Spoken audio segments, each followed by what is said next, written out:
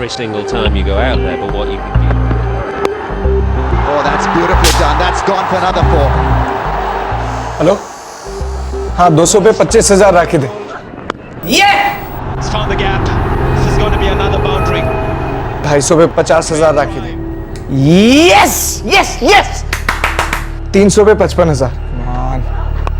Yes Got the leading edge. He's got some runs for it. India 150 run से जीतेगी। 1 लाख डाल दे। This one is out. Sachin Tendulkar is caught an extra cover. 2 dot balls. And in fact, there's an appeal. The finger goes up. Zaid Khan walks. And this could be a run out. Ashish Nehra struggling. Hello, तेरे total 12 पेटी बंद है, कब देगा? दूंगा ना। कल देगा? थोड़ा टाइम तो दे दे यार। परसों फाइनल आ? यार पहली बार बैटिंग किया क्या तेरे साथ? कहाँ भागा जा रहा हूँ? टाइम बोल बस। 12 लाख का सवाल है, थोड़ा टाइम तो दे। दिवाली के पहले, किसी भी हालत में दिवाली के पहले विक्रम। हाँ ठीक है, दिवाली के पहले।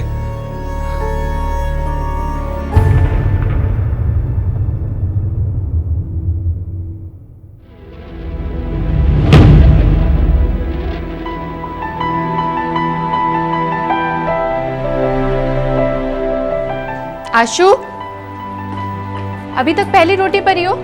स्ट्रांग बनना है या नहीं? दीदी ये बैंगन तो मरा हुआ चूहा जैसा दिखता है। बैंगन तो बहुत हेल्दी होता है, और जब तक बैंगन नहीं खाओगे तो रुपेश भाई और सनी भाई की तरह लंबे कैसे होगे? हाँ चलो रखो जल्दी से। Good boy. ये आहा, बाय दीदी। बाय। अरे 4 बजे तेरी क्लास है, याद है ना? याद है, सुबह से 3 बार कह चुके आप। क्योंकि हर एक क्लास जरूरी होती है, समझे? चलो भागो अभी। दीदी आने के बाद क्रिकेट देखो थोड़ा। देखो मैचेस आए दिन होते रहते हैं, लेकिन 10th के एग्जाम बार बार नहीं होते हैं, समझे? तो नो क्रिकेट। मैं आपको हाइलाइट्स देख के बता दूंगा सनी भैया, ठीक है?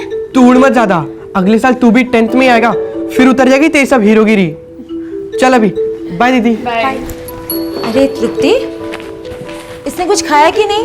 बस काकी, दूसरी रोटी शुरू और आधी सब्जी भी खत्म। अरे वाह, मुझसे तो होता ही नहीं इसे खिलाना। दरअसल मैं तो इससे कुछ करवा ही नहीं सकती। क्या है ना काकी, हमारा ये जो आशु है ना, ये हमारे घर का हीरो है। अब हीरो के थोड़े नखरे दिखाना तो बनता है ना। अच्छा, अब तो ज्यादा चढ़ा मत इसे, वरना ये जो तेरा हीरो है ना, तेरे कॉलेज जाने के बाद मुझ पर हावी हो जाएगा।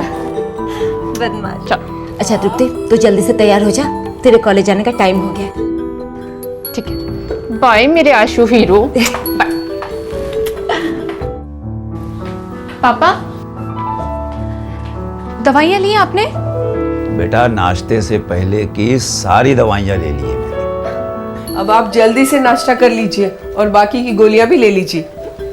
हाँ पापा, बस आपको जल्दी से ठीक हो जाना है, और फिर दिवाली में हर साल की तरह इस साल भी हम लोग जमकर पटाखे फोड़ेंगे। और एक बार आपकी तबीयत ठीक हो जाए ना, तो अम्बा जी के दर्शन जाने की सोच रखी थी। और मम्मी पता है क्या, काका भी आज मुझसे कह रहे थे कि सब लोग अंबाजी हो आते हैं। ये शाम काम पे निकल गया क्या? दिवाली का सीजन चल रहा है ना, सुबह 9 बजे ही चला गया है। हे भगवान, 10 बज गए। मैं भागती हूँ, मेरी क्लास मिस हो जाएगी। पापा, आप अपनी दवाइयाँ टाइम पर ले लीजिएगा, क्योंकि आपके लिए डेडलाइन है। दिवाली से पहले ठीक होना है ना? हाँ बेटा, ठीक हो जाएंगे।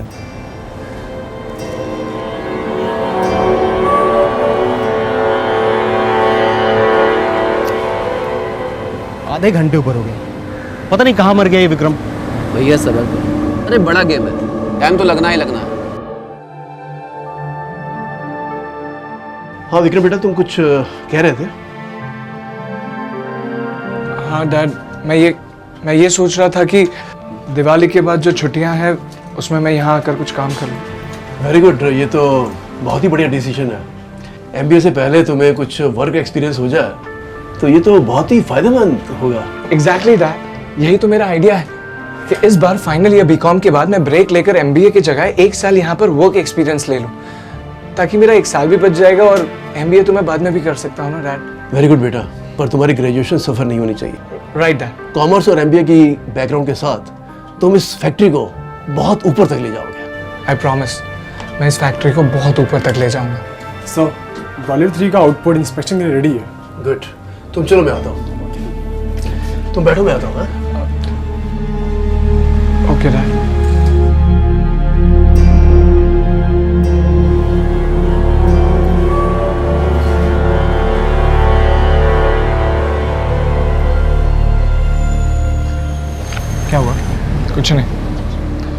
हिम्मत ही नहीं हुई डैड से पैसे मांगने की। तो अब कुछ और सोचूंगा। पहले ऐसे, फिर ऐसे और फिर ऐसे। चलो अब आप ट्राई करो जल्दी। दीदी थोड़ा स्लोली सिखाओ ना। आप एक बार ट्राई तो करो, आपको खुद समझ में आ जाएगा। ठीक है, चलो जल्दी से। पहले ये वाला, यस वेरी नाइस। अभी ये वाला इधर, यस वेरी यस। इसको दीदी रुपेश भैया को बोला ना कि मुझे डरे नहीं करे, क्योंकि मुझे उनसे बहुत डर लगता है। ए रुपेश बंद कर, आशु को डर लग रहा है। एक एहसान कर दे मुझ पर दीदी, कि मुझ पर कोई एहसान मत कर।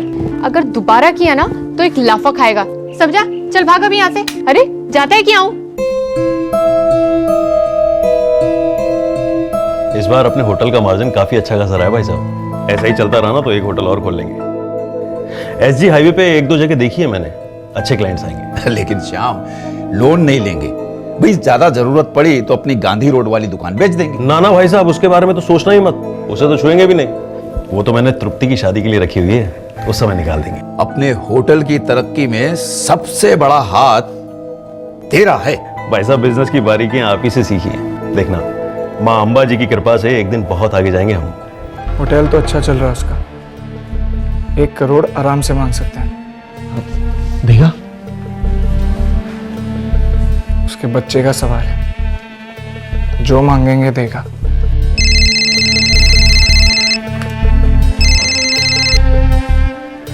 हाँ बोल। क्या बोलूं? बोलती बंद क्यों हो गई? कल दिवाली है, मैंने 12 पेटी जमा नहीं किया ना तो लग जाएगी, और मेरी लगी तो तेरी लग जाएगी। किसी की नहीं लगेगी यार, और कल तेरे हाथ में पैसे होंगे। चल रख। Okay bye. आज के आज ये काम करना होगा। आज शाम का प्लान बनाओ। ठीक है।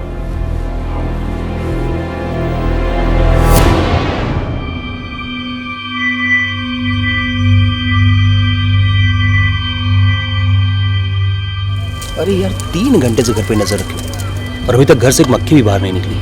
अब विक्रम बोला है बच्चे को लेकर निकलेगी, निकलेगा मतलब निकलेगी। अब विक्रम थोड़ी झूठ बोलेगा बे।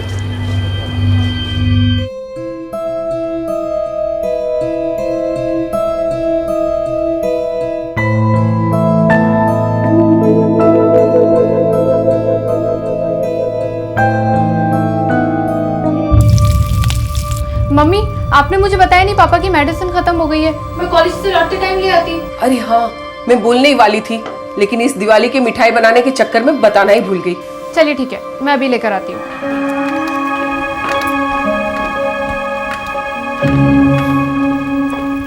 ए आशु हीरो, चलेगा स्कूटी पे? ये मार्केट जाएंगे और ये वापस लौट आएंगे। Zip JAP zoom. हाँ जिप जैप जूम। मम्मी काकी, मैं आशु को अपने साथ लेके जा रही हूँ। हाँ ठीक है।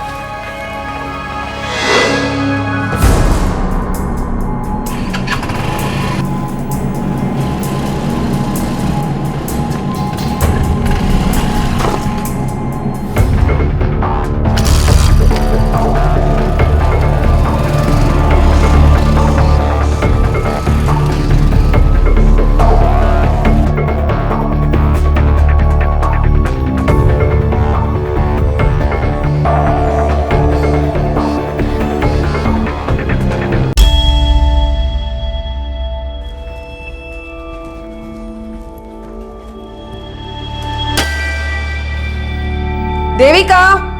जी दीदी। शाम के 7 बज गए, अब तक आशीष और तृप्ति वापस क्यों नहीं लौटे?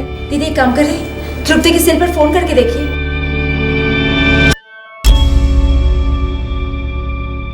आपके द्वारा डायल किया गया नंबर फिलहाल स्विच ऑफ है।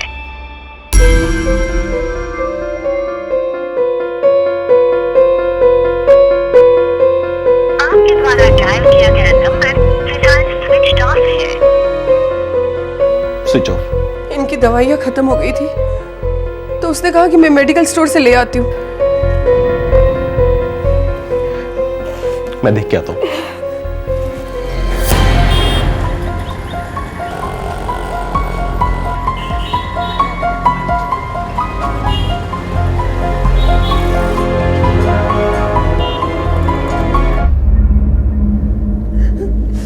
मेडिकल वाला कह रहा है कि तृप्ति तो वहां पे आई नहीं।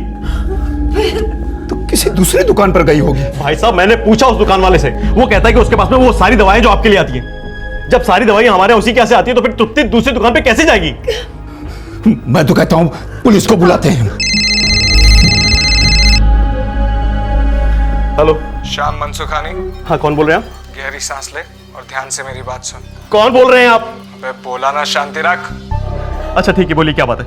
तेरी भतीजी तृप्ति और तेरा बेटा आशीष दोनों हमारे पास है। क्या बकवास कर रहे हो तुम? चिल्लाएगा तो काट दूंगा, फोन भी और दोनों के गले भी। स्टोरी खत्म। चाहता है ऐसा हो साले? तेरा मणिनगर वाला होटल तो वैसे ही सोने की खान है, ऊपर से दिवाली के सीजन में तो हीरे मोती बरसे हैं। बस तेरे हाथ का थोड़ा सा मैल। 1 करोड़ चाहिए। मुझे मेरे बच्चों से बात करनी है। कहाँ है आशु और तृप्ति? तेरे पास तो नहीं है, अपहरण हुआ है उनका, किडनैपिंग, जो कि मैंने की है। तुम कौन हो? होने वाला करोड़पति या तेरे बच्चों का हत्यारा, दोनों में से कोई एक। अब तू ही बता कौन हूं मैं? मुझे मेरे बच्चों से बात करनी है अभी इसी वक्त। आशु, आशु, कैसे हो बेटा? हो गई तसल्ली? सुन ली अपने बेटे की आवाज? कैश की तैयारी कर। तृप्ति कहाँ है? जिंदा है, और अब मैं तेरे को फोन करूंगा 9:30 बजे। तब तक सारा कैश तैयार रख, वो भी एक बैग में। जगह मैं बताऊंगा। अगर पुलिस के पास जाने की सोची भी ना तो अपनी दिवाली शमशान में मनाएगा, पटाखों की जगह लाशें जलाएगा। श्याम, श्याम, श्याम, बच्चे कहाँ हैं? तृप्ति और आशु को किसी ने अगवा कर लिया भाई साहब। दिवाली के एक दिन पहले 20 साल की तृप्ति और उसका 5 साल का चचेरा भाई आशीष दोनों किडनैप हुए। दोनों परिवार निराशा और डर के अंधेरे में डूब गए। पूरे 1 करोड़ रुपए की फिरौती मांगी गई थी और अपहरणकर्ताओं ने पुलिस के पास जाने से सख्त मना किया था। आशीष के पिता और तृप्ति के चाचा श्याम एक समझदार इंसान थे। उन्होंने बिल्कुल वही किया जो ऐसे केसेस में सबसे पहले किया जाना चाहिए। उन्होंने पुलिस के दरवाजे पर दस्तक दी। इस नंबर को सर्वेलेंस पे डाल दो और सारी बातचीत को रिकॉर्ड करो। किडनैपर ने क्या है कि 9:30 बजे दोबारा श्याम भाई को फोन करेगा। Right sir. और हाँ सुनो, कॉल ट्रैक करो और एकदम संभल के, गलती की कोई गुंजाइश नहीं होनी चाहिए। सर। ओके।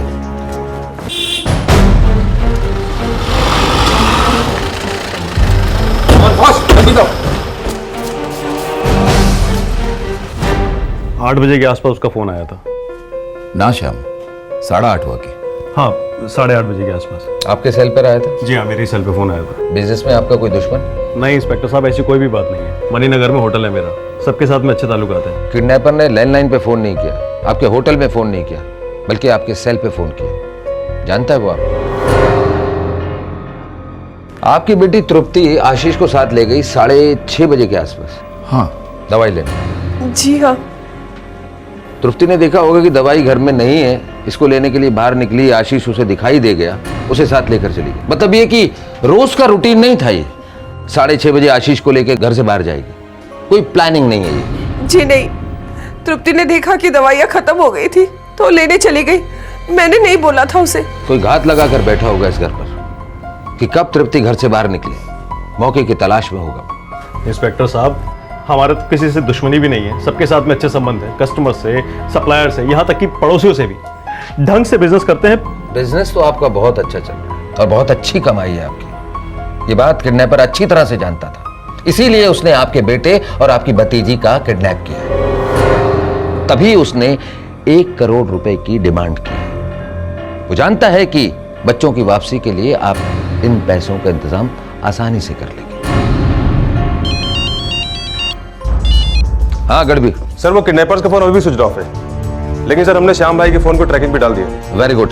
अच्छा, किडनैपर के फोन लोकेशन का कुछ पता लगा? हाँ सर, मिल गया। ये गुजरात कॉलेज रोड के आसपास ही है। एक टीम बनाकर वहां पर भेजो। और हाँ, रात का समय थोड़ा संभल के, बिल्डिंग्स के अंदर की सारी मूवमेंट को रिकॉर्ड करो। सर एक बात और। बोलो। सर, करीब 1 साल पहले मनसुखानी परिवार में कुछ 65,000 रुपए के गहनों की चोरी हुई थी और सर वो केस अभी तक सॉल्व नहीं हुआ है। ठीक है। 65,000 के जेवर चोरी हुए थे आपके घर से? जी हाँ, पिछले साल हुई थी। आपके पुलिस स्टेशन में उसका केस भी दर्ज है, लेकिन अब तक चोरी पकड़ी नहीं गई। और दोबारा जुर्म आपके घर में दाखिल हुआ, वो भी 1 साल के अंदर। इत्तेफाक है।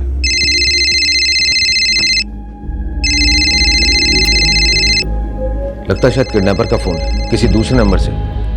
इससे बात करिए श्याम भाई। और हाँ, फिरौती की रकम के लिए इसे बार्गिंग करो, बातों में लगा के रखिए। हेलो, पैसे तैयार है? देखो, चंद घंटों में इतनी बड़ी रकम का इंतजाम नहीं हो पाएगा। कोई बात नहीं, नो प्रॉब्लम। आधे घंटे में फोन करके बताता हूँ कि तेरे बच्चों की लाशें कहाँ हैं। नहीं नहीं, सुनो, तुम ऐसा नहीं कर सकते। सुन। क्यों नहीं? देखो, 25 लाख इकट्ठे कर पाया हूँ कैश, और 15 लाख के जेवर है मेरे पास। बाकी की रकम इंतजाम करने के लिए मुझे 48 घंटे की मोहलत चाहिए। कल दिवाली है, बैंक बंद है, बात समझने की कोशिश करो। चल ठीक है, समझ ली तेरी बात। इसका मतलब अभी तू सिर्फ 40 दे सकता, राइट? हाँ। पैसे और जेवर दोनों एक मजबूत बैग में डाल और ले आ मेरे पास। कहाँ पर? SG हाईवे पे इस्कॉन मॉल है। हाँ, उसके पीछे ठीक 2 बजे। लेकिन मैं तुम्हें पहचानूंगा कैसे? मैं पहचानता हूँ तुझे। तू बस अपनी व्हाइट करोला में ठीक 2 बजे मेरा इंतजार करना। ठीक है, मैं टाइम पे पहुंच जाऊंगा। और हम, मैंने पुलिस को इन्फॉर्म नहीं किया, तो प्लीज मेरे बच्चों को कुछ मत करना, मैं अकेला ही आ रहा हूँ। वेरी गुड श्याम मनसुखानी, मुझे तुम पर पूरा विश्वास है। बस मेरा ये विश्वास को तोड़ना मत।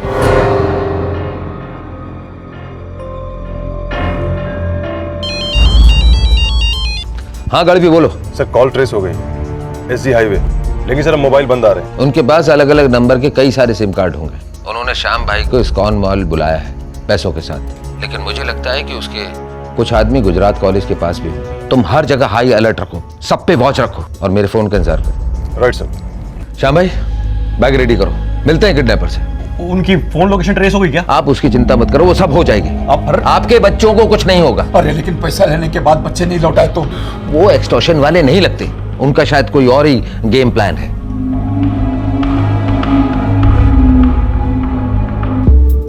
किडनैपर ने आपके सेल पे फोन किया।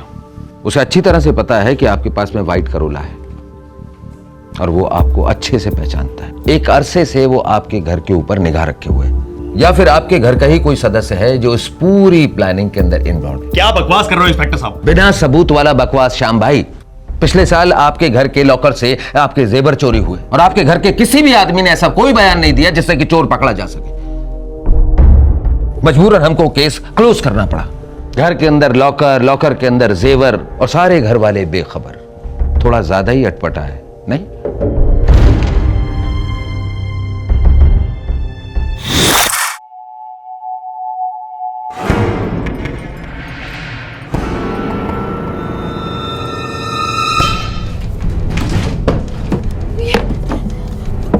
कहाँ कैसे? तृप्ति! तृप्ति!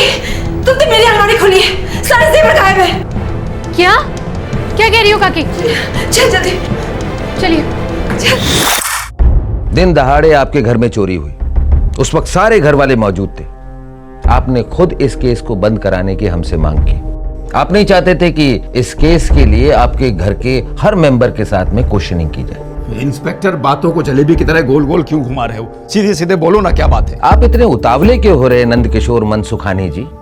आप हार्ट के पेशेंट हैं और पिछले 1 साल से आप घर पर आराम कर रहे हैं। आपकी इलेक्ट्रॉनिक की एक छोटी सी दुकान भी थी जो बंद हो चुकी है, कुछ खास नहीं धंधा करती थी। मतलब आप डायरेक्ट मेरे पर ही उंगली उठा रहे हो? यही नहीं, मैं आप पर नहीं, घर के हर मेंबर के ऊपर उंगली उठा रहा हूं। इंस्पेक्टर साहब, हमारे घर का मेंबर कैसे हो सकता है? भरे घर से चोरी कैसे हो सकती है श्याम भाई?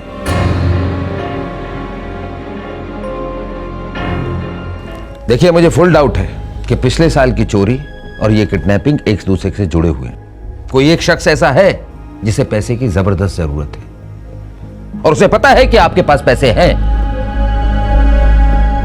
घर के किसी एक आदमी के इन्वॉल्वमेंट के बिना ये इम्पॉसिबल है।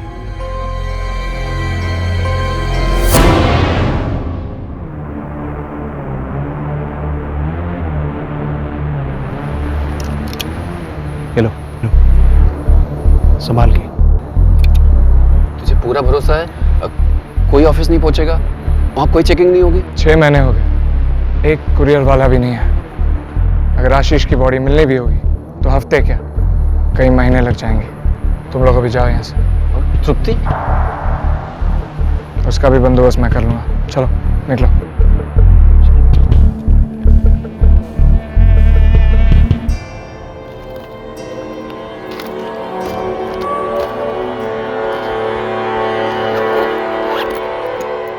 वो तुम उसके पीछे, हम आपके पीछे रहेंगे एकदम साई की तरह। आप बिल्कुल भी टेंशन मत लो। टेंशन कैसे नहीं लूं इंस्पेक्टर साहब, हमारे बच्चे हैं उसके पास में। आपके बच्चों को कुछ नहीं होगा, हम पर भरोसा रखो। चलिए।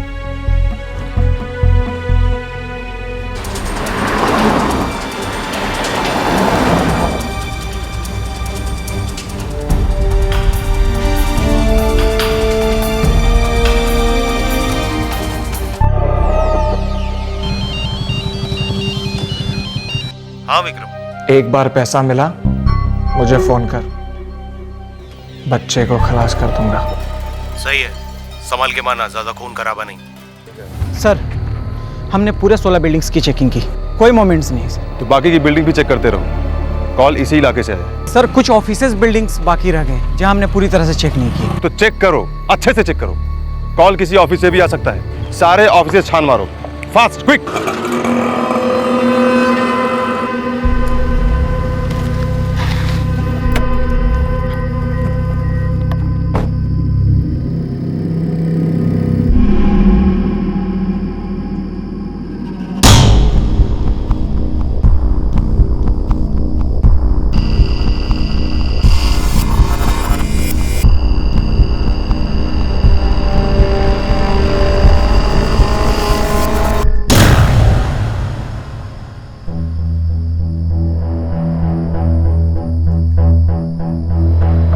अब वक्त हो गया, उसे आना चाहिए। सुनो, हम एक काम करते हैं, पहले हम ऐसे एक चेकिंग करके आते हैं। हम ऐसे एक राउंड मारेंगे, मैं गाड़ी रोकूंगा रही और तुम गाड़ी के बाहर देखना चारों तरफ और मैं गाड़ी के अंदर। कहीं पुलिस का लफड़ा तो नहीं है? चले चलो।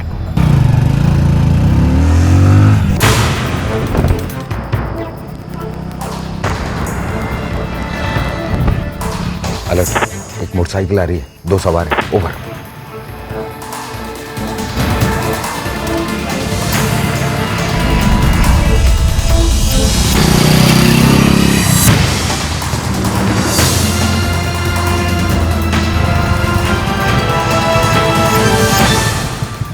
मुझे कोई पुलिस वाले दिखे नहीं। वो गाड़ी के बाहर अकेला था और उसके हाथ में एक बैग भी था। कर दे क्या? मैं गाड़ी 6 सेकंड के लिए रोकूंगा, उससे पैसे मांगूंगा। मैं इससे बैग ले लूंगा। चल निकल।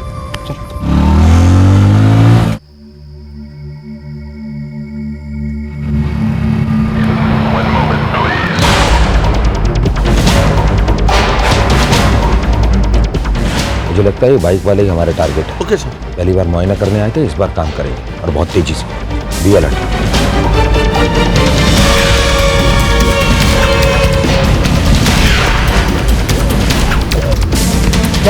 बैग लेके मेरे बच्चे तृप्ति और आशु का है। जल्दी कर।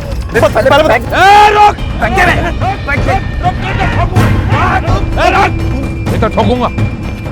हेलमेट खोल, हेलमेट खोल। तृप्ति और आशीष कहाँ है? हमें नहीं पता। नहीं पता? अब अगर बोला ना पता नहीं तो गोली मार दूं। आशीष का पता नहीं, तृप्ति वहां कहाँ? कोने में चौथे पेड़ के पीछे। पेड़ के पीछे? हवलदार, इन दोनों के मोबाइल अपने कब्जे में करो और स्विच ऑफ कर दो।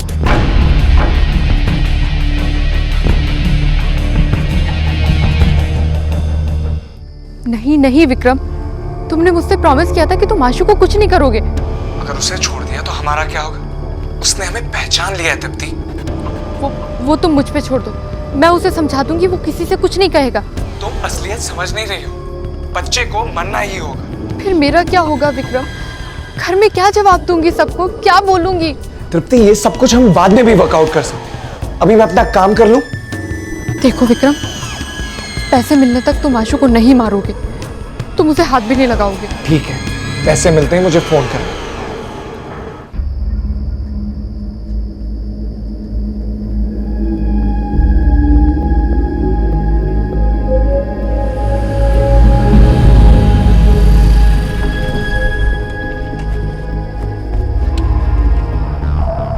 देखा तो नहीं ना किसी ने? कुछ पुलिस वालों ने देख लिया।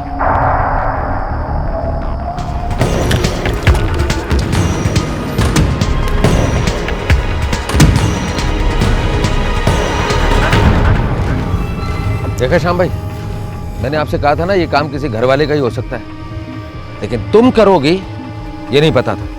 आशीष कहाँ है? मैंने कहा आशीष कहाँ है?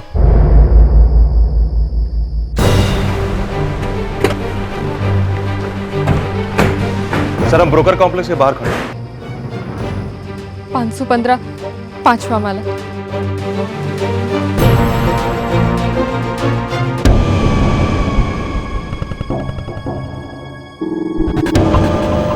सबके सेल ऑफ क्यों आ रहे?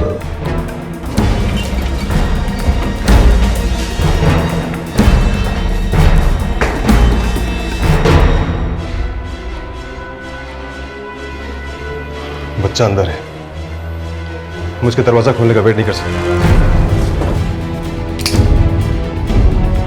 फायर करते हैं और अंदर घुसते हैं।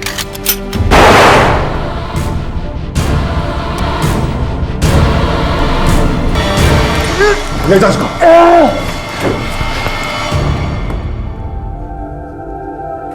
आजा बेटा आजा।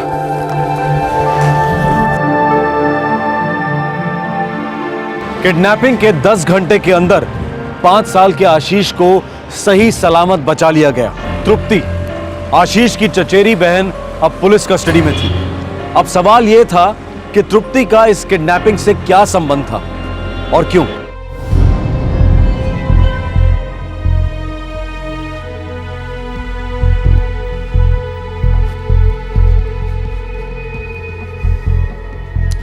जाहिर है तुम्हारा इन किडनैपर्स के साथ कोई रिश्ता है। क्या रिश्ता है तृप्ति?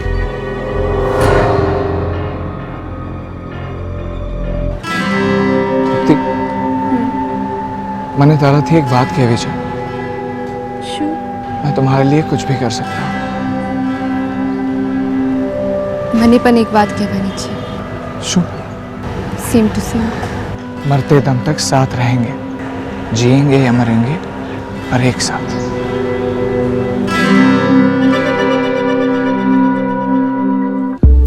ये मरते दम तक वाला प्रेम कब से चल रहा है? 2009 से। ओह, 3 साल से दम पकड़े हुए हैं, टूट ही नहीं रहा है। हम लोग एक ही कोचिंग क्लास में पढ़ते थे, अकाउंटेंसी की क्लास में मिले और प्यार हो गया। और आशीष, तुम्हारा 5 साल का भाई, उससे प्यार नहीं हुआ? अपनी फैमिली से प्यार नहीं हुआ? भगवान से प्यार नहीं किया कभी? क्या विक्रम, छी, तुम्हें फिर से ये बेटिंग का कीड़ा काट गया है। सॉरी तृप्ति, करते करते ना कुछ ज्यादा ही आगे चला गया, फंस गया हूँ इस चक्कर में। मैं बस इतना जानती हूँ कि तुम आज के बाद ये बैटिंग के चक्कर में नहीं पड़ोगे। ओके फाइन, नहीं पढ़ूंगा। प्लीज लास्ट टाइम मेरी मदद कर दो, सिर्फ इस बार। नहीं विक्रम, देखो, गहने चुराना अलग चीज है और अपने खुद के छोटे भाई को किडनैप कराना, नो, बहुत रिस्की है। अरे कुछ रिस्की नहीं है तृप्ति, पैसे मिलते ही तुम्हारा भाई सही सलामत घर होगा, चॉकलेट आइसक्रीम खिला के भेज देंगे उसको, उसके बाद सब कुछ फुल एंड फाइनल, हम क्लीन शुरू कर सकते हैं। नहीं विक्रम। तृप्ति, प्यार करती हो ना मुझसे? बहुत। तो फिर बस एक मौका दे दो मुझे सुधरने का, इसके बाद सीधे पापा का बिजनेस, फिर MBA और फिर हमारी शादी, ये सब कुछ भुला देंगे। I love you। A Ashu hero, चलेगा स्कूटी पे? ये मार्केट जाएंगे और ये वापस लौट आएंगे। Zip JAP zoom. हाँ, जिप जैप जूम।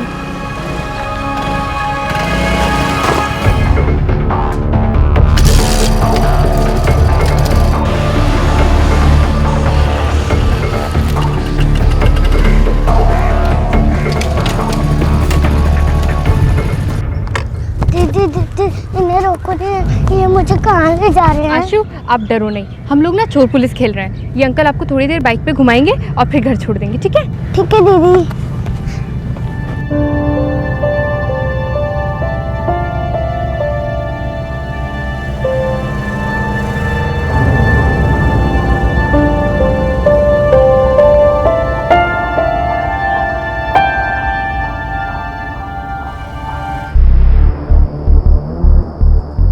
संभाल के।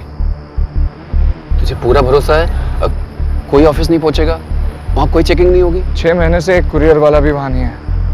अगर आशीष की बॉडी मिलनी भी होगी ना तो हफ्ते क्या कई महीने लग जाएंगे। नो विक्रम, हमारी ये डील नहीं थी। आशु को मारने की हमारी कोई बात नहीं हुई थी। आशीष अब हमारे लिए एक लाइबिलिटी बन गया है। उसने हम सबके चेहरे देख लिए ना और वो जानता है कि मैं और तुम एक साथ हैं। मैं और आशु भी साथ में है। वो मेरा भाई है विक्रम। चचेरा भाई। Same thing. और अगर तुमने आशु को मार दिया तो मैं घर वालों को क्या जवाब दूंगी विक्रम? तुम आशु को हाथ भी नहीं लगाओगे। ओके बेबी, आशु को कुछ नहीं होगा। ओके, बस एक बार पैसे तो हाथ लग जाए। अपनी बैटिंग की लत ने तुम्हें कर्ज में डुबो दिया और इस कर्ज को मिटाने के लिए तुम एक नन्ही सी जान को मिटाने चले थे मिस्टर विक्रम। और तुम तृप्ति मनसुखानी, तुम इस गलतफहमी में कभी मत रहना कि तुमने सच्चा प्यार किया है, क्योंकि तुम्हारे इस रिश्ते के अंदर ना तो सच है ना ही प्यार, बल्कि स्वार्थ है और जुर्म है। अब सरकार तुमसे जताएगी प्यार, वो भी जमकर। तब ना तो तुम एक साथ जियोगे और ना ही मरोगे, बल्कि अलग अलग सड़ोगे। बहुत प्यार करती थी, ख्याल रखती थी आशीष का। नहीं इंस्पेक्टर साहब, जरूर कोई गलतफहमी हुई है। काश हुई होती, पर यह सच है।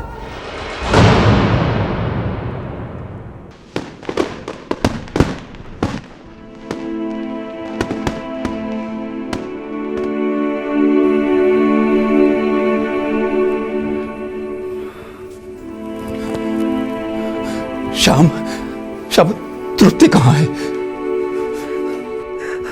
वो आपके साथ क्यों नहीं लौटी? कुछ तो कहिए। श्याम, क्या? कुछ तो बताइए। भाई साहब, हमारी तृप्ति का एक लड़के के साथ में अफेयर था। लड़के के साथ में? अरे पर कौन लड़का? वही लड़का जिसने हमारे आशीष की किडनैपिंग की थी। पुलिस तो ये भी कह रही थी कि हमारी तृप्ति भी किडनैपिंग में शामिल थी। पुलिस कह रही थी कि जेवर भी हमारी तृप्ति ने ही चुराए, वो भी उस लड़के के लिए। वो लड़का क्रिकेट बैटिंग में इन्वॉल्व था।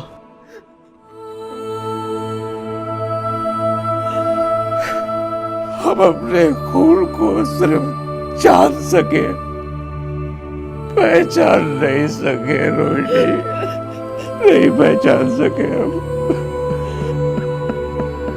बेटे तुम इस बैटिंग में कब और कैसे फंस गए? हम कभी जान क्यों नहीं पाए? हमें ये सब पता क्यों नहीं चला?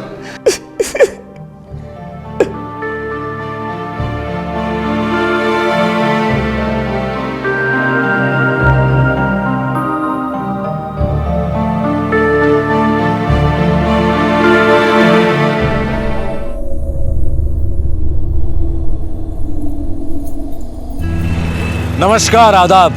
હું અનુપ સોની, રાજકોટ, ગુજરાતથી ક્રાઇમ પેટ્રોલ દસ્તકમાં આપ સૌનું સ્વાગત કરું છું। આજનો એપિસોડ રાજકોટમાં થયેલ સત્ય ઘટના પર આધારિત છે। हेलो हेलो, मैं डायना बोल रही हूँ। है वो? कोई बात नहीं, नाम बोलना जरूरी नहीं है, लेकिन अपनी प्रॉब्लम खुलकर बोलो। मैं एक शादीशुदा औरत हूँ और मुझे एक बच्चा भी है, लेकिन मैं एक दूसरे आदमी से अट्रैक्टेड हूँ और वो आदमी भी मैरिड है, राइट? जी। और तुम गिल्टी फील कर रही हो? बहुत ज्यादा। सिर्फ अट्रैक्शन फील कर रही हो या बात आगे बढ़ चुकी है? अट्रैक्शन तो बहुत हाई है, कभी भी कुछ भी हो सकता है। तुम नहीं चाहोगी तो नहीं होगा। प्लीज मुझे एडवाइस करो, कैसे? अपने हस्बैंड से प्यार करती हो दिल से? करती हूँ, दिल से करती हूँ। तो फिर जितनी जल्दी हो सके उस दूसरे आदमी को भूल जाओ। कोई जिस्मानी अट्रैक्शन सच्चे प्यार से बढ़कर नहीं हो सकता। मैं मानती हूँ डायना, लेकिन मुझे लगता है कि मैं कमजोर पड़ जाऊंगी। इतना समझ लो, एक बार जिस्मानी संबंध जोड़ोगी तो काफी कुछ टूट जाएगा। चंद लम्हों के सुकून के लिए सारी जिंदगी दांव पर लगाओगी? शादी में बेवफाई की अपनी एक कीमत होती है। जब लोग विवाह के दायरे का उल्लंघन करते हैं तब कई जिंदगियां बुरी तरह घायल होती हैं। आकर्षण जब बेकाबू बनकर अवैध रिलेशनशिप में बदल जाता है तो वो एक दस्तक होती है कि अब पीछे मुड़ना मुश्किल ही नहीं बल्कि असंभव है। इसकी वजह से नाजायज रिश्तों को बोझ बनने में वक्त नहीं लगता। और अक्सर इस बोझ को उतारने के लिए जुर्म का सहारा लिया जाता है। अक्टूबर 2011, राजकोट, गुजरात।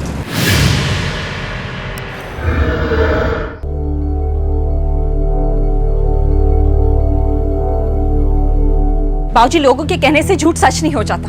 बेटी, हर कोई तुम्हारे और उस मयूर के बारे में हमें खुलेआम ताने मार रहा है। हाँ, तो मयूर मेरे कॉलेज का दोस्त है, बस, और कुछ भी नहीं। सब तब भी ताने मारते थे कि जब मेरे मन में कोई खोट नहीं तो आप लोग क्यों नहीं मेरी बात सुन रहे हो? बहुत दोस्ती अपनी जगह, पर वो तुम्हें अकेले में मिलने क्यों आया था? हम दोनों अंबाजी के दर्शन के लिए गए थे। तुम्हारा पति दुकान पर था, बच्चा स्कूल में था, तुम घर में अकेली थी। क्या ये ठीक लगता है? बा, मुझे मनीषा ने बताया था कि मयूर राजकोट आया हुआ है और उससे मिलने के लिए आने वाला है। आपको तो बस खामखा बात का बतंगड़ बना देते हैं। बा, मुझे अपने पत्नी पे पूरा भरोसा है। अब दुनिया क्या कहती है मुझे नहीं मालूम। दुनिया जाए भाड़ में, मुझे उससे क्या। दुनिया मायने रखती है बेटा। जब दुनिया कुछ कहती है तो हमें सुनना पड़ता है। और उसी दुनिया की बकवास सुनकर आप अपनी बहू की बेइज्जती करेंगे। बाऊजी, बा, अगर मैं आपकी बेटी होती, क्या तब भी आप यही कहते?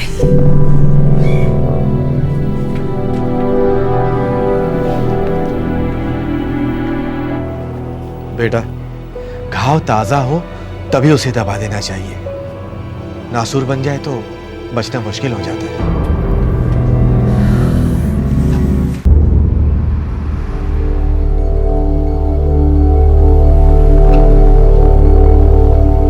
देखो दीपक, मैं तुम्हारे बा और बापू की बुराई नहीं करना चाहता और ना ही उनके खिलाफ तुम्हें भड़काना चाहता हूं, लेकिन बिना बोले रह भी नहीं सकता। उन्हें शक करने की आदत हो गई है और मुझे तो लगता है उन्हें शक करने में मजा आने लगा है। लेकिन देवेन भाई, मैं करूं तो करूं क्या? आखिर वो मेरे माता पिता हैं। देवेन भाई, माँ और बाबूजी के शक का शिकार सिर्फ मैं होती हूँ। उन्हें और किसी से कोई शिकायत नहीं है। मेरे पास एक उपाय है, अगर तुम दोनों ठंडे दिमाग से सोचो तो। बोलते रहिए, सुन रहे हैं। दोनों पार्टियों को सांस लेने के लिए जगह चाहिए, जो कि इस वक्त नहीं है। क्या आप ये कहना चाहते हैं कि हम उन दोनों से अलग हो जाएं? थोड़े टाइम के लिए। नहीं देवेन भाई, ये नहीं होगा। क्यों नहीं होगा? अरे कोई महापाप करने नहीं जा रहे हो और उनकी तबीयत भी भली अच्छी है और तुम दोनों अलग रहोगे, रिश्ता तोड़ने नहीं जा रहे हो। लेकिन फिर भी दीपक, देवेन भाई सही कह रहे हैं। तुम लोगों का हसनवाड़ी वाला मकान खाली है ना, उसकी साफ सफाई करवा लो और उसमें रहने लगो। मैं चैलेंज के साथ कहता हूं कि 3 महीने के अंदर अंदर दोनों गाड़ियां स्मूथ पटरी पर चलने लगेंगी। हाँ,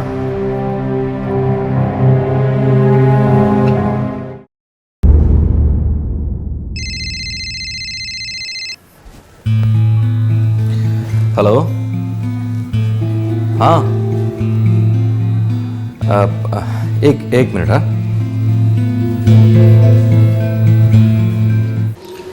हाँ, हम वहीं मिलेंगे। हाँ, मैं पहुंच जाऊंगा।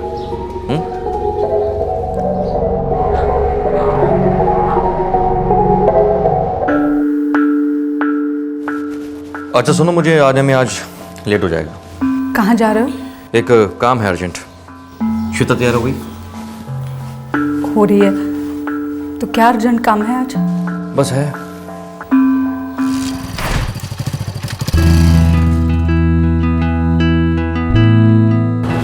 Bye mamma. Bye baby. बैठ गए ना? पकड़ो जोर से।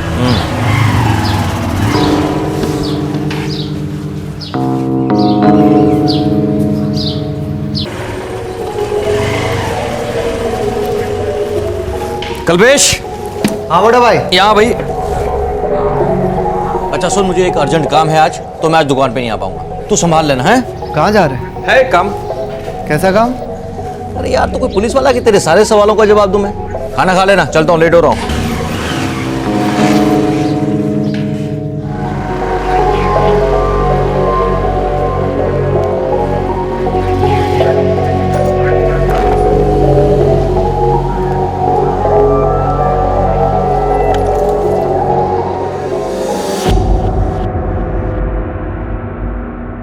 भरत ठाकुर कुछ ऐसा कर रहा था जिसे वो दुनिया से छुपा रहा था, और कल्पेश से भी, जो कि उसका चचेरा भाई भी था और बिजनेस पार्टनर भी। भारत ठाकुर आखिरकार ऐसा क्या कर रहा था? अरे ये क्या हो रहा है, बता भी दो।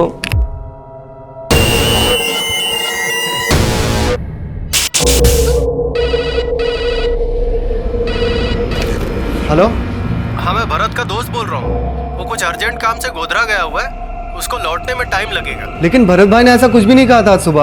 आप कह रहा है ना मेरे जरिए। हेलो पर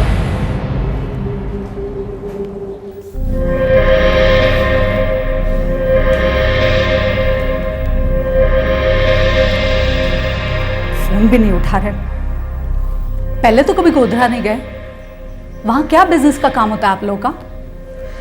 वहां कोई काम नहीं होता भाभी, इसलिए तो मैं भी परेशान हूं। तुम्हारे भरत भाई ना मुझे कुछ बताते नहीं है, कहाँ जाते हैं, क्या करते हैं। मुझे कुछ ठीक नहीं लग रहा है कल्पेश। 2 सेल फोन्स रखते हैं, वो रिंग जा रहे हैं लेकिन उठा नहीं रहे। 24 घंटे से ऊपर हुए उन्हें घर लौटे हुए। और हमें कोई आइडिया नहीं कि वो गोधरा क्यों गए इंस्पेक्टर साहब। फोन करने वाले ने अपना नाम नहीं बताया? जी नहीं, मेरे पूछने से पहले ही उसने फोन काट दिया। आपकी दुकान हसनबाड़ी में ना? जी बराबर। एक काम करिए, वो दोनों सेल नंबर लिख के दीजिए और आपकी दुकान का लैंडलाइन भी। सर, राजकोट बस स्टैंड के पास एक पीसीओ है। भरत भाई की दुकान पर फोन वहां से आया था, और भरत भाई की फोन की लोकेशन दिखा रहे हैं कि 11 अक्टूबर को वो गोधरा में थे, उस दिन से वे मिसिंग हैं। और दूसरे दिन की लोकेशन राजकोट बता रहे हैं, और 13 अक्टूबर को फिर से गोधरा। और इस वक्त लोकेशन राजकोट और गोधरा के बीच में कहीं है। यहाँ कोई गेम खेला जा रहा है। कैसा गेम सर? किसी अज्ञात आदमी ने कल्पेश को राजकोट के पीसीओ से फोन किया, बस स्टॉप से, और भरत भाई के फोन की लोकेशन राजकोट और गोधरा के बीच में है, कंटिन्यूअस। जी सर। तुम एक काम करो, इन 2 बस स्टॉप के बीच में जितनी बसें चलती हैं उन्हें चेक करो।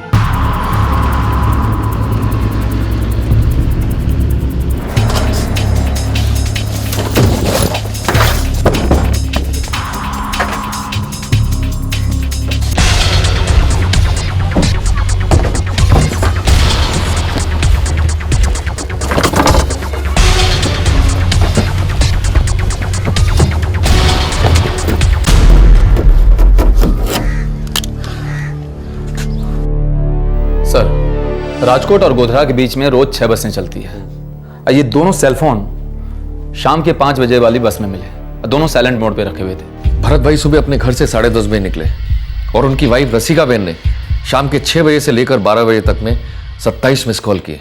Yes sir. लेकिन घर से निकलने से पहले उन्होंने एक लास्ट कॉल रिसीव किया इस नंबर से। इस नंबर का पता करो। Yes sir. एक पेट्रोल भेजो, राजकोट और गोधरा रोड पर मोटरसाइकिल ढूंढो। मुझे पूरा डाउट है भरत भाई राजकोट छोड़कर गया ही नहीं।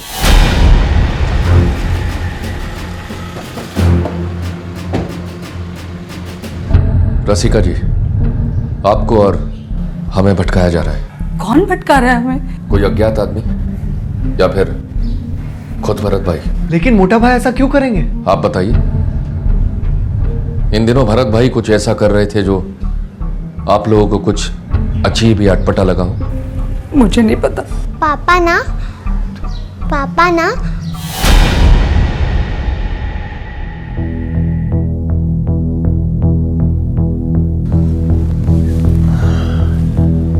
बोलो बेटा, आप कुछ पापा के बारे में कहना चाह रहे थे ना? पापा बहुत अच्छे हैं, वो मुझे बहुत प्यार करते हैं। ये तो बहुत अच्छी बात है, लेकिन आप कुछ और कहना चाह रहे थे ना? नहीं।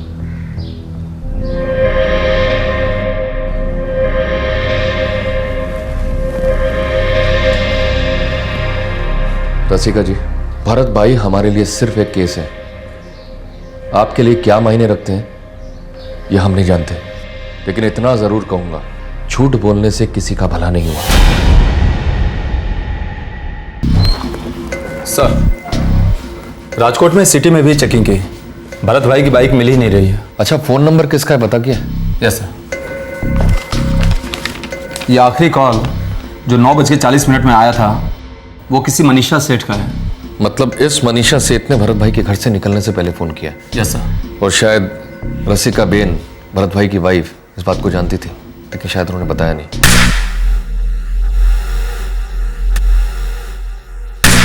इस मनीषा सेठ को कांटेक्ट करो, कहो हमें उनसे बात करनी है। जी, मैं भरत भाई को जानती हूँ।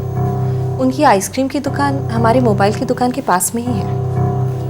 वो एक दो बार हमारे घर भी आए हैं, लेकिन बात क्या है इंस्पेक्टर साहब? 11 अक्टूबर की सुबह 9:40 को भरत भाई के सेल पर आपके मोबाइल से फोन आया था। हाँ, मैंने कॉल किया था। उन्हें एक मोबाइल खरीदना था, ब्लैकबेरी लेटेस्ट मॉडल। वो मैंने उनके लिए मंगवाया था, बस यही बताने के लिए फ़ोन किया था। क्या भरत भाई आपके दोस्त हैं? नहीं, पहचान वाले हैं। क्यों? क्योंकि उनके साथ कुछ हुआ है।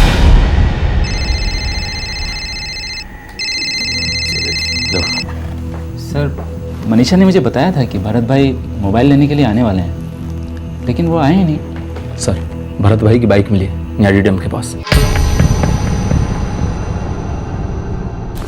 साहब, वहाँ बांध के पास झाड़ियों में एक गोनी है, उसमें लाश है साहब।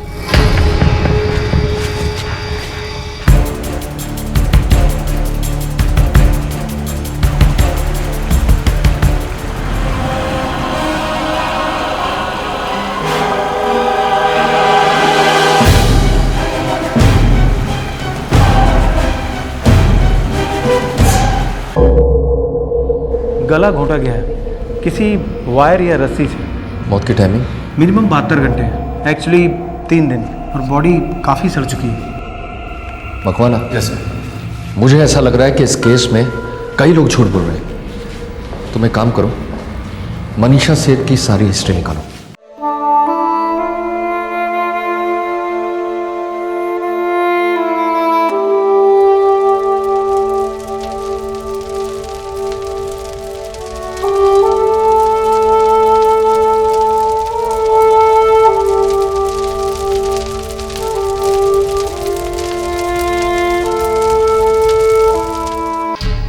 सर, मनीषा की दीपक के साथ 7 साल पहले शादी हुई।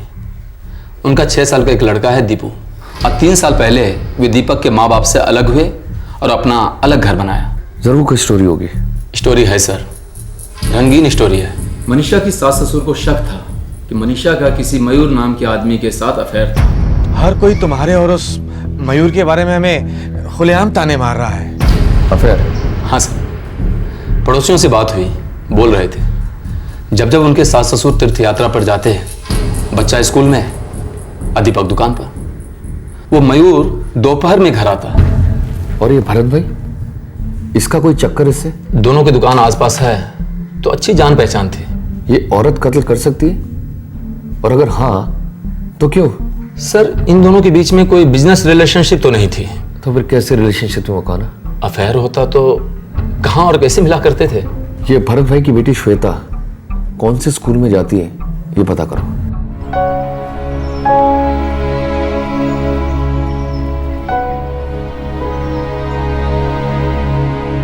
हेलो बेटा, ये आपके लिए। अच्छा बेटा, आप उस दिन अपने पापा के बारे में कुछ बताने वाले थे ना? आपकी मम्मा ने रोक दिया था, करेक्ट? रॉन्ग, मुझे कुछ नहीं कहना था। देखो बेटा, आपके पापा के साथ किसी ने बहुत बुरा किया है। आप नहीं चाहते हम उन बुरे लोगों को पकड़े और उन्हें सजा दें? देखो बेटा, तुम्हारे पापा ने कुछ गलत काम किया हो तो कोई बात नहीं, हम उन बुरे लोगों को पकड़ना चाहते हैं जिन्होंने आपके पापा को भगवान के पास भेजा है। आपको हमारी मदद करनी होगी बेटा। अंकल, जब भी मैं पापा के साथ दुकान में जाती थी ना, हाँ?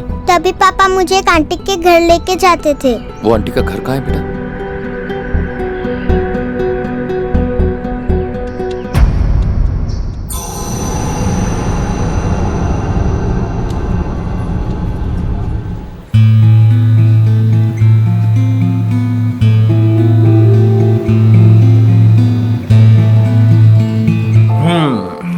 तो श्वेता बेटा, आप यहाँ पर दीपू के साथ खेलो, मुझे मनीषा आंटी के साथ कुछ काम है, मैं अभी आता हूँ। और देखो, कहीं जाना नहीं, यहीं पर खेलना। ओके? ओके पापा। ओके बेटा, ओके, लव यू। चलें?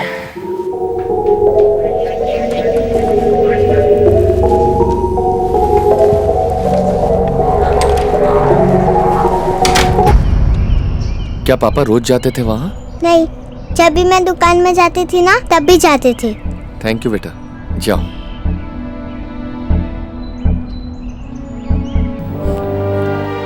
आपने हमें भरत भाई और मनीषा के अफेयर के बारे में क्यों नहीं बताया रसिका बहन? मुझे नहीं पता किसी अफेयर के बारे में। झूठ बोलना बंद कीजिए। मैं झूठ नहीं बोल रही, मुझे सिर्फ इतना पता है कि वो किसी औरत के साथ फोन पर बात करते थे। आपको कभी शक नहीं हुआ? हुआ, पर मुझे नहीं पता था कैसे पूछूं। रोज सोचती थी पूछूंगी, पर कभी हिम्मत ही नहीं हुई सच सुनने की। आपको लगता है भरत भाई का खून मनीषा सेठ ने किया है?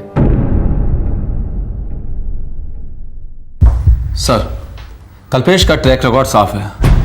वो भरत का चचेरा भाई है और सालों से वो दोनों साथ में बिजनेस करते हैं। भरत की पत्नी रसिका, वो अपने पति को नहीं मरवाएगी, तो बच्ची मनीषा सेठ, वही हमारी मुख्य आरोपी। मुझे भी उस मयूर वाले एंगल पे कुछ पॉसिबिलिटी लगती है। ले आओ उसे, उसी से पूछताछ कर लेते हैं। एक खौफनाक कत्ल और एक नाजायज रिश्तों का पिटारा। कई गड़े मुर्दे उखड़ने का इंतजार कर रहे थे। ये गड़े मुर्दे गवाह थे एक कटु सत्य के।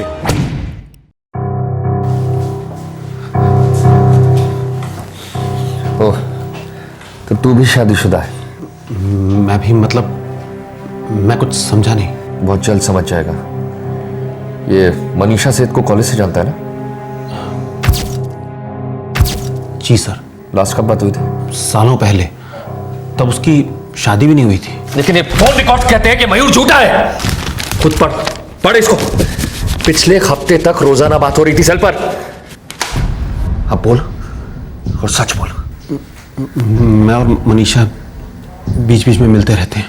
और भरत भाई कबाब में हड्डी थे ना? नहीं सर, भरत भाई और मनीषा सिर्फ दोस्त थे। तुझे उसकी दोस्ती खटकी और तूने उसे मरवा डाला? नहीं सर, मैंने किसी को नहीं मारा। तो भरत भाई को किसने मारा मयूर? मुझे नहीं पता। मैं सिर्फ इतना जानता हूं कि भरत भाई मनीषा को ब्लैकमेल कर रहे थे और मनीषा बहुत डरी हुई थी। सुनो मयूर, खत्म करना होगा। किससे? हमारे अफेयर को। क्यों? मुझसे बोर हो गई हो क्या? डर गई हूँ। किससे डर गई हो? भरत भाई को हमारे अफेयर के बारे में पता चल गया है।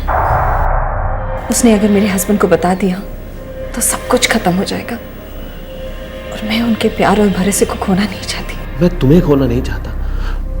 तुम कहोगी तो हम कहीं बाहर मिल लेंगे, कहीं और। नहीं मयूर, बस।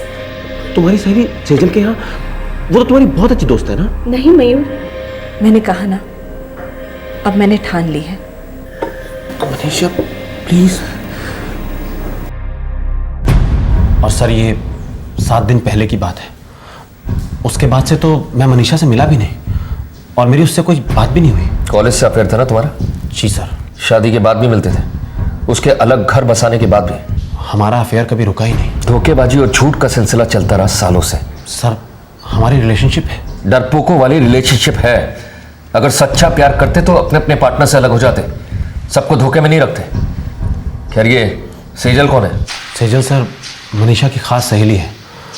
सरपदल गांव में किसी आंगनवाड़ी में काम करती है। सरपदल गांव? वो तो नियारी डैम के पास है, जहां भरत भाई की लाश मिली थी। ये सेजल का नंबर है? जी सर। आखिरकार झूठ के काले बादल हटने लगे। भरत की हत्या की सच्चाइयां उभर आईं। मनीषा पहले से ही पुलिस की मुख्य आरोपी थी। अब ऐसे कई सुराग मिलने लगे थे जो आरोपी को मुजरिम साबित करने ही वाले थे। सर, सेजल और मनीषा के बीच 10 और 11 अक्टूबर के बीच कई कॉल्स हुए हैं। 11 अक्टूबर का स्टेटस बताओ, जिस दिन भरत भाई गायब हुए। इस सेजल की सेलफोन की लोकेशन मनीषा के घर में थी और तकरीबन 2 बजे सेजल और मनीषा दोनों की सेलफोन की लोकेशन न्यारी डैम के पास है। इसका मतलब है मनीषा ने सेजल से मदद ली है भरत भाई का कत्ल करने के लिए। उसी दिन दोपहर 12 बजे मनीषा की इंटरेस्टिंगली 7666823822 से बात हुई थी और ये नंबर मनीषा के पति दीपक के भाई देवेन का है। लेकिन वो तो उनके साथ दुकान चलाता है, इसमें इंटरेस्टिंग क्या है मकवाना? जिस वक्त सेजल और मनीषा न्यारी डैम पर थे, देवेन के सेलफोन का लोकेशन भी न्यारी डैम दिखा रहा है। Good show Makwana. अब तीनों को आमने सामने कर देते हैं, हो जाने तो क्लाइमैक्स।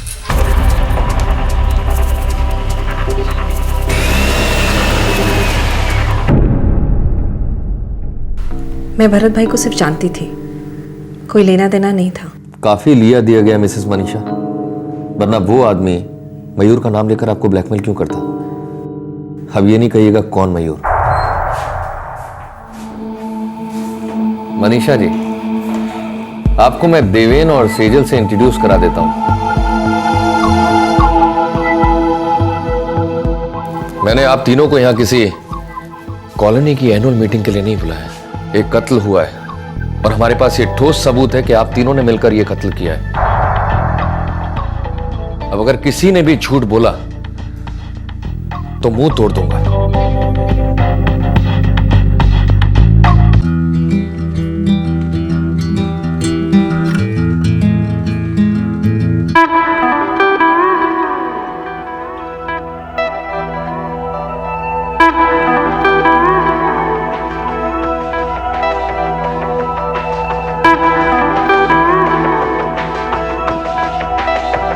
मैं भरत से दुकान पे मिली थी और हम दोस्त बने। दोस्त?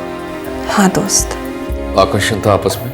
हाँ था, पर उससे ज्यादा मैं कुछ नहीं करना चाहती थी। लेकिन भरत तो बहुत कुछ चाहता था आपसे।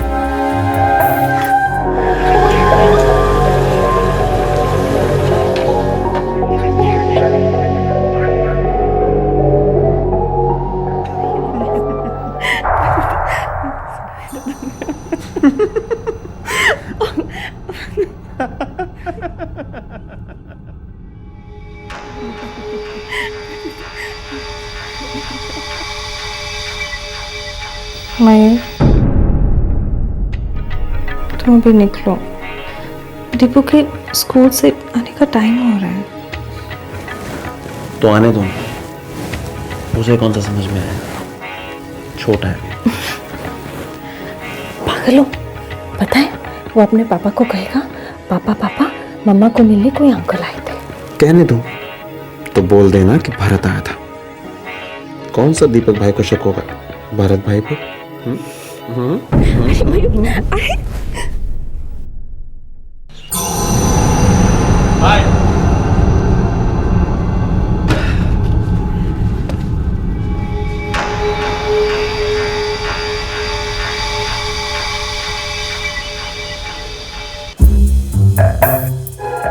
भरत को मेरे और मयूर के रिश्ते के बारे में पता चल गया था। वो ये जानता था कि मैंने दीपक से ये बात छुपा के रखी है। बस उसने इसी बात का फायदा उठाया और मुझसे वो सब करवाया जो वो चाहता था, मैं नहीं।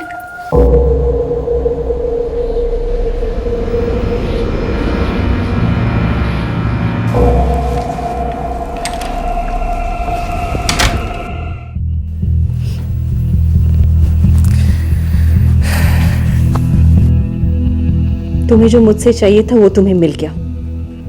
अब तुम्हारे और मेरे बीच में कुछ नहीं होगा। मनीषा, यार ये तो जाती हुई ना। हा?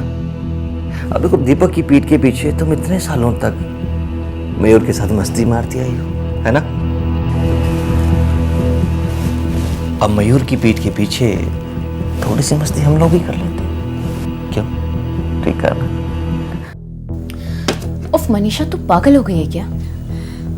मयूर को पाने के लिए मैं कुछ भी कर सकती हूँ। सेजल, तू जानती हूँ मेरा पहला प्यार है।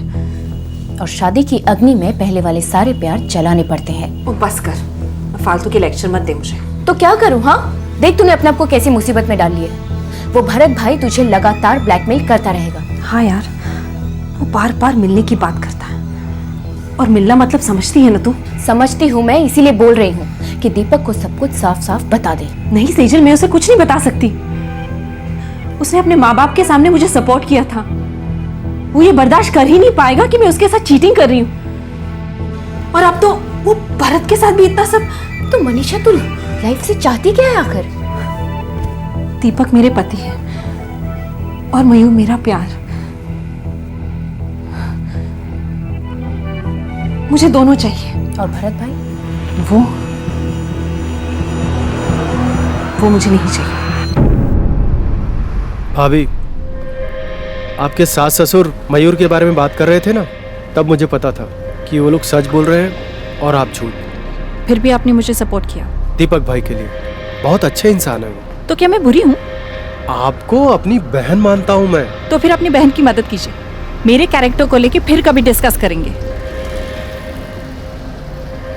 अब पक्का दीपक भाई को ये बात नहीं बताना चाहती? हाँ देवेन भाई, नहीं तो मैं आपको क्यों बताती, सीधा उन्हीं के पास नहीं चली जाती। तब तो बस एक ही तरीका है भरत भाई को चुप कराने का। नहीं नहीं नहीं, बिल्कुल नहीं।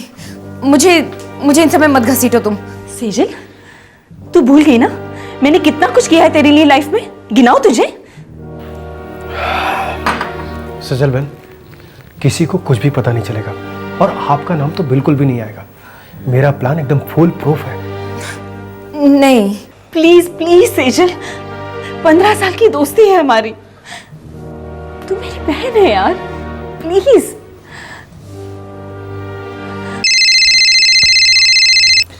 हेलो, हाँ, एक मिनट। हाँ, देखो भरत, तुम्हें जो मुझसे चाहिए वो मेरी फ्रेंड सेजल करेगी। अरे वाह, मेरी तो निकल पड़ी। पहले तुम्हारी दोस्त के साथ और उसके बाद तुम्हारे साथ। मेरे साथ नहीं, मेरी फ्रेंड भी ये सब कुछ मेरी शादी बचाने के लिए कर रही है। उसके साथ तुम्हें जो भी कुछ करना है एक बार करके हम दोनों को बख्श दो। अरे अच्छा बाबा, अच्छा, मैं कोई लालची भेड़िया थोड़ी ना। अच्छा ये बताओ, कब और कहाँ? मेरी फ्रेंड इस वक्त मेरे घर पे है, तुम्हारा इंतजार कर रही है। बस मैं पहुंच रहा हूँ। ये मनीषा मुझे लल्लू समझ रही है। अपनी सहेली को आगे करके मेरे हाथ से फिसलने की कोशिश कर रही है। नादान है।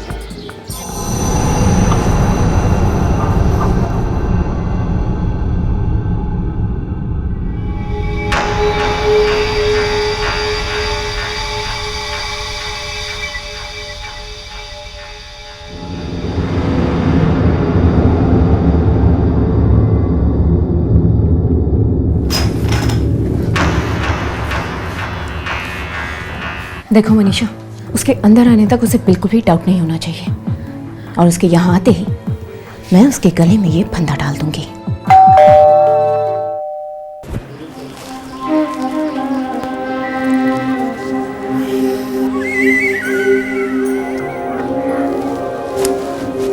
कहाँ है तुम्हारी सहेली? कहाँ है तुम्हारी सहेली? हाँ, मुझसे गेम खेल रही हो? यकीन मानो, इस गेम में तुम्हें डबल मजा आएगा। जरूर आएगा, लेकिन पहले तुम्हारी सहेली को एक बार देख तो लो। तुम मर्द लोग ना पेशेंस नाम की चीज ही नहीं पता। ये सरप्राइज? हाँ, तुम मुझे सरप्राइज देना चाहती हो, है ना? ऐसा सरप्राइज जिसे तुम कभी नहीं भूलोगे। मनीषा, बिल्कुल सबर नहीं हो रहा। उसे बुलाओ ना, प्लीज बुलाओ ना अपनी दोस्त को। हैं? आओ, 1 मिनट। अरे क्या कर रही हो? अरे यार बुलाओ अपनी दोस्त को, इंतजार नहीं होता है अब। हाँ, बिल्कुल देखो सबर नहीं हो रहा है मुझसे, बिल्कुल भी सबर नहीं हो रहा। बुलाओ ना जल्दी से,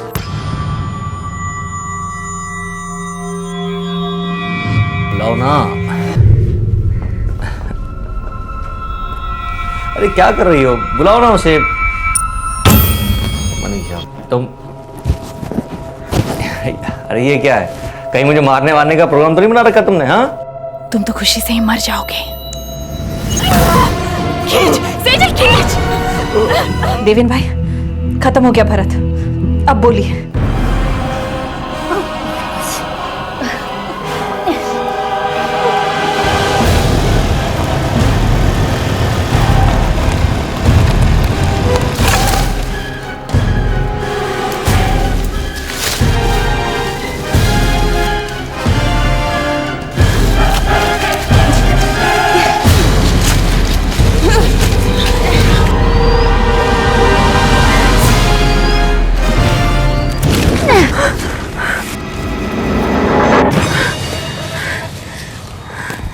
का सारा सामान तो निकाल लिया था ना? अब इसे राजकोट के बाहर पार्सल कर देंगे।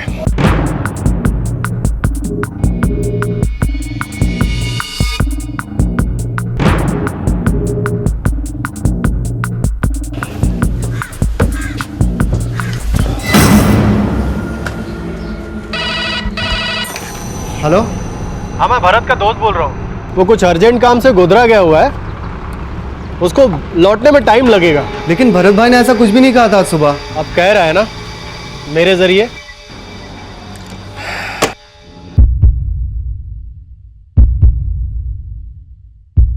एक अफेयर छुपाने के लिए तुमने कितनी जिंदगियां बर्बाद की मनीषा। तुम्हारे पति पर मुझे तरस आता है।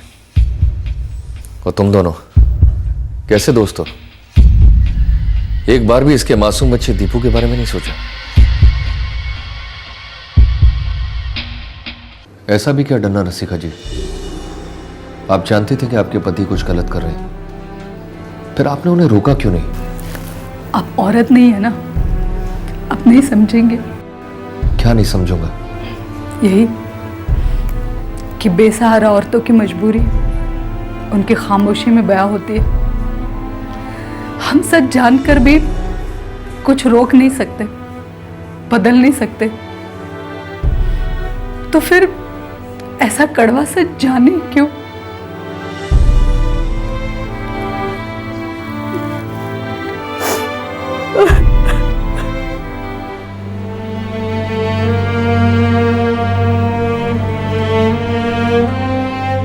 बेटे, घाव ताजा हो तभी उसे दबा देना चाहिए। नासूर बन जाए तो बचना मुश्किल हो जाता है। बोला होता मनीषा, एक बार बोला होता। हिम्मत नहीं थी दीपक, हिम्मत नहीं थी। मैं तुम्हें और दीपू को खोना नहीं चाहती थी। बहुत गिल्टी फील कर रही थी। जब अफेयर कर रही थी तब गिल्ट फील नहीं हुआ था? एक बार बता देती मनीषा, बात यहां तक नहीं पहुंचती। अगर मैं तुम्हें बता देती तो क्या तुम मुझे माफ कर देती दीपक? माफ तो मैंने तुम्हें उसी दिन कर दिया था मनीषा, जिस दिन बा और बापू ने तुम पे उंगली उठाए थे। मैं जानता था मनीषा, वो लोग सच बोल रहे हैं। क्या? हाँ मनीषा, मैं जानता था, लेकिन तुम्हें बोलकर तुम्हें तुम्हारी नजरों में गिराना नहीं चाहता था। मैं सोचा कि प्यार से तुम्हारा दिल जीत लूंगा,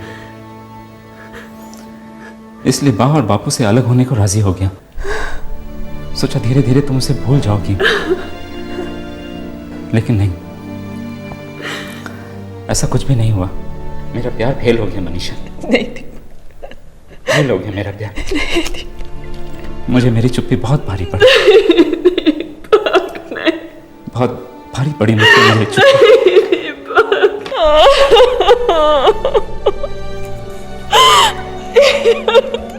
दो बालिग लोग आपस में जो भी करते हैं उसे उनका निजी मामला कहा जाता है। हम ये भी मानते हैं कि स्त्री और पुरुष के बीच के रिश्ते बहुत पेचीदा होते हैं, लेकिन एक बात बिल्कुल सरल है, साफ है कि जब भी कोई नाजायज गैर कानूनी कदम उठाता है तो जुर्म का जहरीला फन भी उठता ही उठता है।